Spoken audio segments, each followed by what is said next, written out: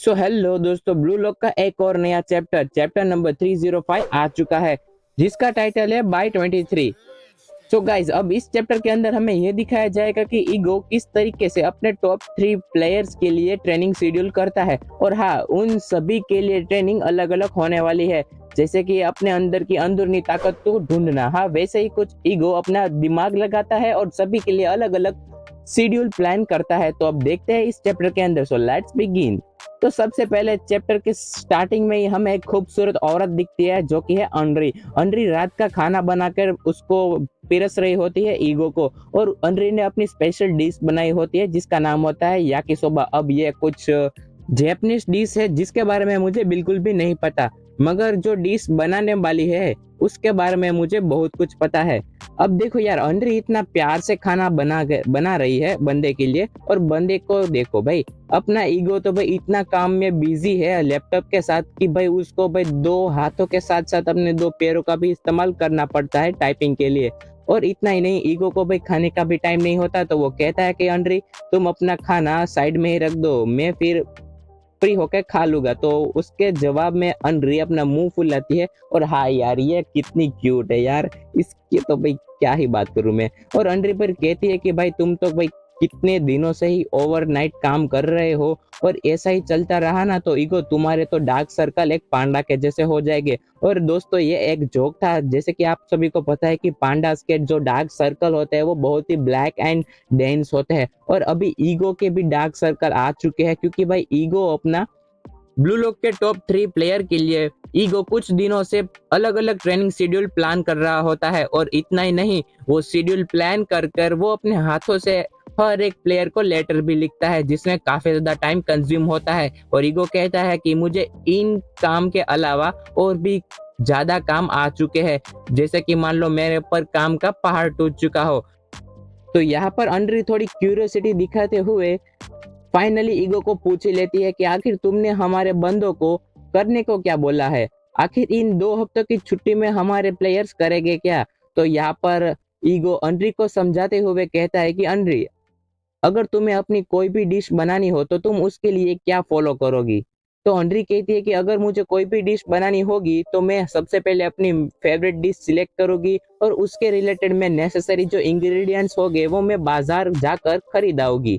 तो ईगो कहता है कि हाँ, वही सेम स्ट्रेटजी मैं यूज कर रहा हूँ। वो कहता है कि मुझे U20 वर्ल्ड कप जीतने के लिए यही रेसिपी चाहिए, जिसके लिए मैंने इन 14 दिनों में हर एक प्लेयर को अपने अपने मिसिंग इंग्रेडिएंट्स ढूंढने पर लगा दिया है। तो दोस्तों, यहाँ पर ईगो की बात से यही लगता है कि यहाँ पर सभी ब्लू लॉक प्लेयर अपने अपने वीकनेस को एलिमिनेट करने वाले हैं। तो सबसे पहला कैंडिडेट दिखता है हमें बारुआ, जो कि उसको लेटर मिला होता है, और लेटर में लिखा होता है कि अगर तुम्हें फिर से किंग बनना है तो तुम्हें ये गेम खेलनी पड़ेगी, और उस गेम का नाम होता है अमेरिकन फुटबॉल। ईगो बारुआ को एक यूनिवर्सिटी में भेजता है, जहां पर कुछ यूनिवर्सिटी के लौंडे होते हैं जो कि रग्बी प्लेयर्स होते हैं। अब देखो, अमेरिकन फुटबॉल को रग्बी भी बोला जा सकता है, क्योंकि यार रग्बी एक ऐसी हार्ड गेम है जिसमें कोई भी बंदा हो वो अकेले कभी भी रग्बी को डोमिनेट नहीं कर सकता। अगर आपको रग्बी में जीतना है तो आपको हमेशा टीम वर्क में काम करना ही पड़ेगा, क्योंकि यार रग्बी एक ऐसी गेम है जहाँ पर हर एक बंदा कोई बॉडी बिल्डर से कम नहीं लगता। अब आप लोग इस मांगा पैनल को ही देख लो यार, कितने तगड़े बंदे हैं। और यहाँ पर बारुआ को ईगो ने स्पेशली उसकी स्ट्रेंथ बिल्ड करने के लिए ही अमेरिकन फुटबॉल खेलने को कहा है। नेक्स्ट पार्टिसिपेंट हमें दिखता है बाचीरा। बाचीरा को लेटर मिला होता है, और उसको कहा जाता है कि भाई अगर तुम्हें फुटबॉल को और मास्टरी करनी है तो तुम्हें बच्चों को फुटबॉल कैसे खेलते हैं वो सिखाना होगा। अब देखो यार, अपना बाचीरा तो है ही एक बच्चा, और अब देखने में ये मजा आएगा कि बाचेरा किस तरीके से छोटे छोटे बच्चों को फुटबॉल खेलना सिखाता है। तो वही ईगो उसको भेज देता है एक प्राइमरी स्कूल में, जहां पर बच्चे यार बाचेरा का पहले से ही वेट कर रहे होते हैं। और बाचेरा को देखकर यार सभी बच्चे बाचेरा के ऊपर टूट पड़ते हैं कि देखो भाई, बाचेरा आ गया, बाचेरा आ गया। सभी बच्चे बाचेरा को ब्लू लॉक टीवी से जानते ही थे, क्योंकि ब्लू लॉक टीवी जापान में बहुत ही फेमस हो चुका था, इसलिए सभी बच्चों को बाचेरा के आइडेंटिटी के बारे में पहले से ही बताता। एंड यहाँ पर उनकी स्कूल टीचर भी होती है, और यार बच्चों को देखकर बाचीरा का रिएक्शन कुछ ऐसा होता है, देख ही लो कितना क्यूट है। एंड देन बाचीरा भी कहता है कि चलो अब मुझे फुटबॉल सिखाना ही है, तो बच्चों चलो खेल ही लेते हैं फुटबॉल। नेक्स्ट हमें कैंडिडेट दिखता है चीगिरी। चीगिरी को लेटर मिला होता है और उसको कहा गया होता है कि भाई तुम अपने पैरों को भूल जाओ, तुम बस अपने लंग्स और हार्ट को कैसे स्ट्रांग बनाए वो सीखो। तो यहाँ पर चीगिरी स्विमिंग पूल में स्विमिंग कर रहा होता है और भाई आपको पता ही है कि स्विमिंग करने के फायदे क्या क्या होते हैं। हमारे हार्ट को बहुत ही ज्यादा अच्छा ब्लड प्रेशर पंप होता है और हमारे लंग्स भी काफी स्ट्रांग हो जाते हैं। तो यहाँ पर चीगिरी अपनी स्पीड को मैच करने के लिए अपनी बॉडी को ट्रेन कर रहा होता है। एंड देन आगे हमें दिखता है रेनसुके कुनिगामी, जिसको टास्क मिला होता है कि तुम भाई मार्शल आर्ट में मास्टरी करो, यानी कि वो बंदा एमएमए सीख रहा है। अब ये स्किल कुनिगामी को स्पेशली बैटलफील्ड में काफी काम आएगी, क्योंकि यार देखो नियो इगोस्टिक लीग में हमने देखा ही था कि रेनसुके किस तरीके से शीडो को टक्कर दे रहा था हार्डनिंग में। तो यार ये स्किल तो इसके लिए टॉप नॉच होगी। एंड अब नेक्स्ट आता है शीडो, जो कि भाई पैराशूटिंग कर रहा होता है और यार वो भाई उसको टास्क मिला होता है कि भाई तुम बस अपनी लाइफ को एंजॉय करो, तुम जो कुछ भी करना चाहते थे अपने लाइफ में मरने से पहले बस तुम्हें वही करना है। तो यहाँ पर अपना पागल शीडो पैराशूटिंग कर रहा होता है और अपने फुल लाइफ के मजे ले रहा होता है। भाई मजे है ब्लू लॉक वालों के। और ब्लू लॉक ने भाई ये भी कहा था कि अगर तुम जो भी करो उसका जो भी अमाउंट हो बिल हो वो हम चुका देंगे ब्लू लॉक वाले, क्योंकि पैसों की तो कमी नहीं है हमें। नेक्स्ट सीन में हमें एक ओल्ड टेम्पल में रिन को दिखाया जाता है, जो कि वहां पर मेडिटेशन कर रहा होता है और उसको टास्क मिला होता है कि मेडिटेशन कर कर वो अपने एंगर इश्यूज को ओवरकम करे एंड डिस्ट्रक्शन अलोन वाले डिजायर को भी पूरी तरीके से खत्म कर दे। तो रिन यहाँ पर बहुत ही फोकस मोड में होता है, मगर पीछे से एक गुरुजी आकर उसको लाठी मार देते हैं और यहाँ पर रिन बहुत ज्यादा गुस्सा होता है, क्योंकि भाई वो गुरुजी बस ऐसे ही उसको लाठी मार देते हैं और बस इसके वजह से ये रिन गुस्सा होकर उसके ऊपर कूदने ही वाला होता है मारने के लिए। तभी उसके कुछ चेले आकर रिन को पकड़ लेते हैं। और हाँ, ये 50वीं बार था जब गुरुजी ने रिन को मारा था।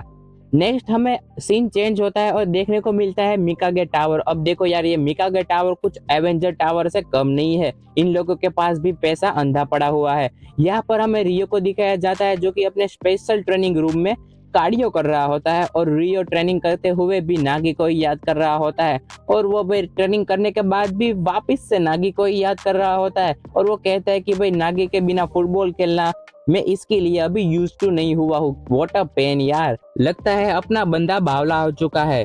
और फिर हमें दिखाया जाता है कि ट्रेनिंग रूम में उसकी बटलर आती है जिसका नाम होता है बाया, और बाया के पास ब्लू लॉक का लेटर होता है जिसमें ईगो ने लिखा हुआ होता है कि भाई रियो तुम ब्लू लॉक के स्पेशल सोल्जर हो और तुम्हें टास्क मिला है ब्लू लॉक के 22 प्लेयर की कॉपी करने का। तो यहाँ पर रियो भी शॉकिंग सा पोज देता है और फिर वो आगे उसकी बाया जो बटलर होते हैं ना, वो कहते हैं कि इसके साथ साथ एक चिप भी मिली है जिसके अंदर ब्लू लॉक के टॉप 22 प्लेयर की वीडियो फुटेज भी है। तो यहाँ पर रियो फिर से सोचने लगता है कि भाई ईगो ने मुझे आखिर ऐसा टास्क क्यों दिया होगा। तो बाया कहती है कि भाई तुम्हारे पास बस 2 ही हफ्ते हैं और इन 2 हफ्तों में 22 प्लेयर की नकल करना आसान बात नहीं है, क्योंकि इसके लिए तुम्हें काफी ज्यादा फिजिकल एबिलिटीज को अनलॉक करना पड़ेगा। तो रियो यहाँ पर कहता है कि no, I will do it right now, using my body will be better than using my head. यहाँ पर रियो कहता है कि ईगो के वर्ड्स में कुछ ना कुछ मीनिंग तो होता ही है, जो कि हमारी इमेजिनेशन से बियॉन्ड होता है। और मैं इस टास्क को अब कंप्लीट करने वाला हूँ और बनूंगा U20 वर्ल्ड कप का स्टार। यहाँ पर हमें रियो का ईगो दिखाया जाता है, जो कि हमें ये बताता है कि रियो कितना ज्यादा एक्साइटेड है अब आगे आने वाले U20 के लिए। और आगे हमें ब्लू लॉक के और भी प्लेयर दिखाए जाते हैं जो कि अलग अलग ट्रेनिंग कर रहे होते हैं। तो मैं फट से उन सभी ट्रेनिंग के नाम बोल देता हूँ आप सभी को। तो यहाँ पर कारासू जो होता है वो माउंटेन रनिंग कर रहा है, राइची अपना रेसलिंग करता है, जिन पार्कू करता है, ओटो या साइबर गेम्स खेलता है, और यहाँ पर कुरोना जो होता है वो कुत्ते के साथ दौड़ता है, और जुम्बे जो होता है वो कराटे सीखता है। अपना नाना से होता है ना, वो एमबी डायरेक्शन के लिए प्रैक्टिस कर रहा होता है और उसको टास्क मिला होता है कि दोनों हाथों से खाना खाने का, क्योंकि ये एक अकेला ऐसा बंदा है जो कि भाई अपने दोनों पैरों से खेल सकता है ब्लू लॉक में। एंड भाई शेंडो शेंडो को तो भाई लिटरली इन लोगों ने वॉर में ही भेज दिया, इसको टास्क मिला होता है शूटिंग का। अब पता नहीं भाई ईगो क्या ही सोच रहा है। नेक्स्ट और भी बंदे दिखाए जाते हैं, जो कि निको होता है वो अपनी फिजिकल एबिलिटीज को स्ट्रॉन्ग करता है, अपना हियोरी होता है वो गेम्स खेल रहा होता है, गागामारू बेसबॉल सीख रहा होता है, फुकुरा होता है ना वो योगा के लिए ट्रेनिंग कर रहा होता है, युकी मिया भाई स्वॉर्ड प्रैक्टिस कर रहा होता है, एंड जानतेत्सु यहाँ पर मैराथन सीखता है और अपना फेवरेट प्लेयर आईक्यू, जो कि मेरा पर्सनल फेवरेट है, वो स्ट्रेटेजी बनाने के लिए बुक्स रीड करता है। सो यहाँ पर ईगो ने बहुत ही अच्छी तरीके से सभी को टास्क दे दिए होते हैं और यहाँ पर एक और टास्क होता है अनरी के लिए और उसमें लिखा होता है लेटर में कि भाई तुम्हारे याको सोबा बहुत ही डिलीशियस है और हाँ, काम करते वक्त कभी कभार बीच में सो भी लिया करो, तुम्हें इसके लिए मैं इजाजत देता हूँ। और वो कहता है कि गुड जॉब और फक ऑफ, क्या ही बंदा है यार, पहले गुड जॉब कहता है और फिर बाद में गाली भी दे देता है। एंड यहाँ पर ईगो बोलता है कि मुझे उम्मीद है कि ये सभी लोग जब मिलेंगे तब इन सभी में एक केमिकल रिएक्शन फॉर्म होगा जो कि ब्लू लॉक के लिए एक नया फ्यूजन क्रिएट करेगा। यहाँ पर ईगो को उम्मीद होती है कि ये सभी प्लेयर, एक स्ट्राइकर तो पहले से ही है ही, मगर ये सभी प्लेयर अगर अपने मिसिंग इंग्रेडिएंट्स को फाइंड कर ले तो ये सभी लोग एक केमिकल रिएक्शन बना सकते हैं जिसका वो नाम देता है नंबर 1/23 प्लेयर्स, क्योंकि इन सभी 23 प्लेयर को वर्ल्ड में टॉप करने की चूल होती ही है पहले से ही। तो ईगो एक ऐसा केमिकल रिएक्शन बनाने की ट्राई कर रहा होता है जिसको भाई कोई ब्रेक ही ना कर सके। अगर सोच लो यार, 23 प्लेयर एक ही रिदम में एक ही केमिकल रिएक्शन में परफॉर्म करे सोकर, तो भाई वो कितना ज्यादा भयानक हो सकता है। यहाँ पर ईगो अपने ईगोइस्टिक थ्योरीज को भाई आजमा रहा होता है और बड़े आराम से खाना भी खा रहा होता है। सो यहाँ पर अपना चैप्टर होता है एंड और वीडियो भी। तो दोस्तों अब जल्दी से इस वीडियो को लाइक करो, अगर पसंद आया है तो अपने दोस्तों के साथ शेयर भी कर दिया करो और हाँ, सबसे इम्पोर्टेंट बात, सब्सक्राइब करो क्योंकि आगे आने वाले चैप्टर ब्लू लॉक में कुछ नया इवोल्यूशन लाने वाला है। और दोस्तों अब मिलते हैं ब्लू लॉक के नेक्स्ट चैप्टर में, तब तक के लिए टाटा एंड बाय बाय। और कमेंट में बताओ कि आपका फेवरेट ब्लू लॉक का प्लेयर कौन सा है। ओके, सो मिलते हैं नेक्स्ट वीडियो में।